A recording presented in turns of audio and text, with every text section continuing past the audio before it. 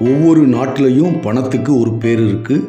இந்தியாவில் தமிழில் ரூபாய்னு சொல்கிறோம், ஆங்கிலத்தில் ருப்பின்னு சொல்கிறோம். இந்திய ரூபாயோட கரன்சி கோட் INR. இதோட சிம்பல், இந்த சிம்பலை வடிவமைச்சது டி. உதயகுமார். ஆண்டு 2010 ஜூலை 15. டி. உதயகுமார் 1978 கள்ளக்குறிச்சியில் பிறந்தார். இவரோட அப்பா பேர் தர்மலிங்கம். சென்னை லாச்சாட்லைன் ஜூனியர் காலேஜில் படித்தார். 2001 அண்ணா யூனிவர்சிட்டியில் BArch முடித்தார். 2003 பாம்பே IITயில் மாஸ்டர் ஆஃப் டிசைன் பண்ணார்.